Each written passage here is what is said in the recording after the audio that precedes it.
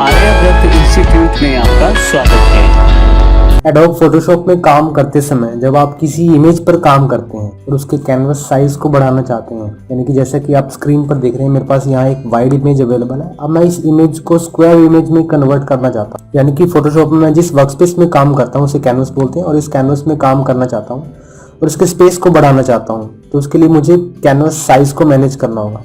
Canvas size जो है वो इमेजेस के टॉप, बॉटम, लेफ्ट, राइट हर तरफ से साइज में एडिशन कर देता है, साइज को बढ़ा देता है। चलिए एग्जांपल समझने के लिए सबसे पहले मैं क्रॉप टूल सेलेक्ट करता हूँ। क्रॉप टूल को मैं बाय टूल बार सेलेक्ट भी कर सकता हूँ या कीबोर्ड पर C प्रेस करके भी, और इसमें सबसे पहले मैं इसे रीसेट करता हूँ। रीसेट टूल से हमारी जितनी भी प्रॉपर्टीज़ जो कि यहाँ पर पिछली प्रोजेक्ट में हमने की हुई थी वो सभी रीसेट हो जाती हैं। रीसेट करने के बाद अब मैं इसमें जो क्रॉप मार्क टूल है, मैं इसे हटाने के लिए कीबोर्ड पर एस्केप टूल प्रेस करता हूँ ताकि मैं इन मार्क्स को ना देख पाऊँ। मैं सिर्फ इमेज को देखना चाहता हूँ, इसीलिए मैंने इस एस्केप की को प्रेस किया। इसके बाद आप यहाँ देख रहे हैं कि जब मैं इमेज को क्रॉप करता हूँ कुछ इस तरह से, तो मैं इमेज को सिर्फ वहीं तक क्रॉप कर सकता हूँ जहाँ तक उसकी डायमेंशंस हैं। यानी कि आप बॉटम राइट पे देख रहे हैं कि मैं इससे ज़्यादा फोटो को क्रॉप नहीं कर सकता। क्रॉप करते समय जब आप लेफ्ट क्लिक को रिलीज करते हैं, तो रिलीज करने के बाद जब आप इसे और एडिशन करते हैं, ऐसे क्लिक करके और खींचता हूं, तो मैं अपने कैनवस साइज को कुछ इस तरह से बढ़ा पाऊंगा। अभी आप देख रहे हैं ये सिर्फ बॉटम और राइट की तरफ से बढ़ रहा है। इसे टॉप, बॉटम, लेफ्ट और राइट यानी कि सभी साइड से बढ़ाने के लिए मैं कीबोर्ड पर Alt प्लस शिफ्ट प्रेस करता हूँ।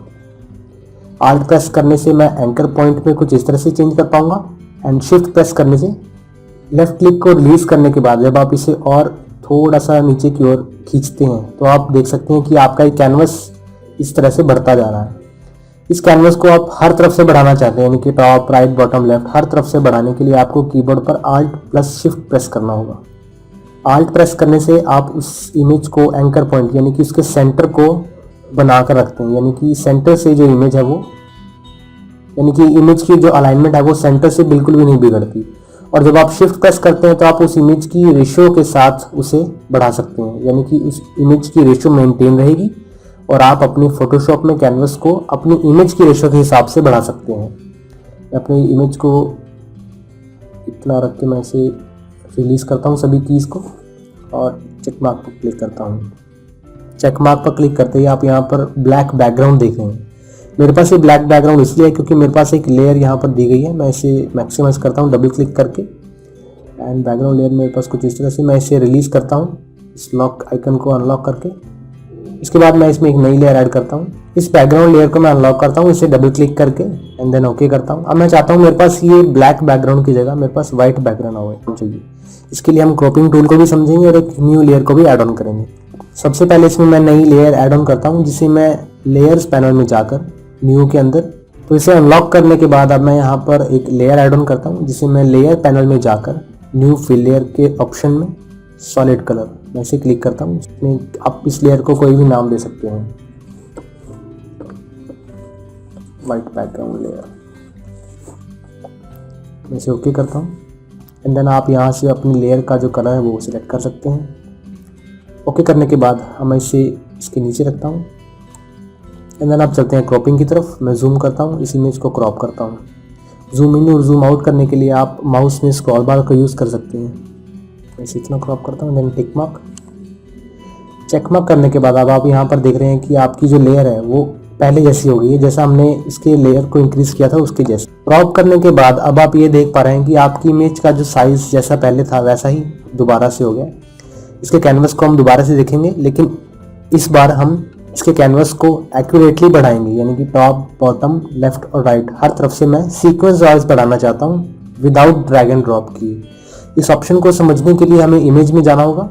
देन आप यहाँ पर कैनवस साइज के इस ऑप्शन पर क्लिक करें। यहाँ पर मेरे पास जो विड्थ दी हुई है वो 79.854 इंचेस की दी हुई है और जो हाइट है वो 42.375। अब मैं इसकी जो विड्थ है मैं इसे बढ़ाना चाहता हूँ। इसे मैं टॉप और बॉटम हर तरफ से मैं इस इमेज को मैं स्क्वायर इमेज में कन्वर्ट करना चाहता हूँ। यहाँ पर मेरे पास जो वाइड इमेज है मैं इसे स्क्वायर में कन्वर्ट करना चाहता हूँ, तो इसके लिए मैं 100 इंचेस बाय 100 इंचेस की विड्थ डिसाइड करूँगा कुछ इस तरह से। अगर आप इसे, मैं इस चेक मार्क को डिसेबल करता हूँ तो आप देख पा रहे हैं कि 100 इंचेस मेरे पास यहाँ पर एडिशन हो गए हैं, यानी कि मैं 100 इंचेस 79 में 100 इंचेस और ऐड ऑन कर दूंगा। तो तो यहाँ मेरे पास 179 इंच का जो कैनवस वो बचेगा। लेकिन अगर मैं चेक मार्क पर क्लिक करता हूँ तो मेरे पास टोटल जो इमेज का साइज़ है वो 100 इंचज़ रहेगा। अगर आप इन एरोस पे क्लिक करें तो आप इस पे क्लिक करें तो आप राइट और बॉटम के कैनवस को बढ़ा पाएंगे। अगर आप इस एरो पर क्लिक करें तो आप लेफ्ट और टॉप के, एंड ऐसे ही बाकी सारे। एंड अब जिस भी एरो पर क्लिक करेंगे उस एरो के ऑपोजिट डायरेक्शन में जो कैनवस होगा उसमें इंक्रीमेंट हो जाएगी। आप इन सभी एरोस में से जिस एरो पर भी क्लिक करेंगे उसके ऑपोजिट डायरेक्शन में जो कैनवस का साइज है वो बढ़ेगा।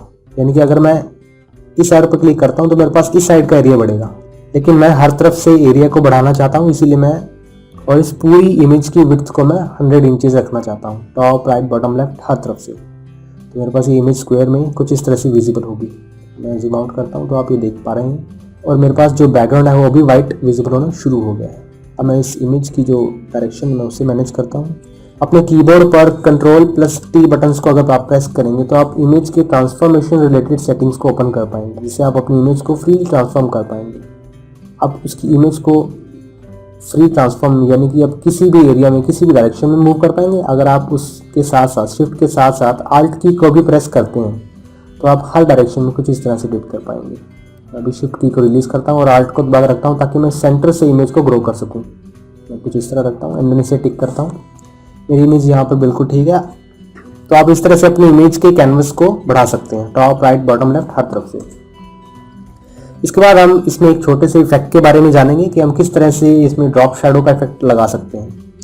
मैं इमेज में राइट क्लिक करता हूँ and then blending options. Blending options में जाने के बाद मैं यहाँ पर ड्रॉप शैडो की सेटिंग्स को क्लिक करता हूँ तो ये मेरे पास चेक मार्क ऑन हो गया, यानी कि मैं इस पर ड्रॉप शैडो अप्लाई कर सकता हूँ। मैं आपको प्रीव्यू दिखाने के लिए इस डायलॉग को थोड़ा सा साइड कर देता हूँ। आप यहाँ पर मैनुअली ओपेसिटी को कुछ इस तरह से मैनेज कर सकते हैं, एंगल को एंड इसके ब्लेंड मोड को। लेकिन अगर आप डायरेक्टली इमेज पर क्लिक करते हैं तो आप उसकी इमेज को कुछ इस तरह से एडिट कर पाएंगे। आप देख सकते हैं यहाँ पर कि मेरे पास जैसे ही मैं इस शैडो को ड्रैग करता हूँ उसी तरह से मेरे पास ऑप्शन अलग अलग दिखने शुरू हो गए हैं। मैं इसके साइज़ को थोड़ा सा डिक्रीज़ कर देता हूँ 5 और स्प्रेड को थोड़ा सा इंक्रीज़ कर देता हूँ ताकि ये मेरे पास शैडो फैली हुई दिखे। जो ओपेसिटी रहेगी वो कुछ इस तरह से। नॉइस अगर आप बढ़ाते हैं तो ये आपको शैडो कुछ इस तरह से दिखे। मैं इसको मैं 10 रखता हूँ। डिस्टेंस कुछ इस तरह से आप कर पाएंगे मैनेज, लेकिन मैं मैनुअली करना चाहता हूँ तो इसे कुछ इस तरह से रखता हूँ। इसी तरह से आप अपनी इमेज में ड्रॉप शैडो का इफेक्ट लगा सकते हैं। मैं इसे ओके करता हूँ। ओके करने के बाद अब आपकी जो इमेज है वो कुछ इस तरह से दिखनी शुरू होगी। इसी तरह से आप अपने कैनवस साइज़ को इंक्रीज़ कर सकते हैं अगर आपके पास लिमिटेड कैनवस अवेलेबल है तो इस तरह से आप अपने कैनवस साइज़ को बढ़ा सकते हैं।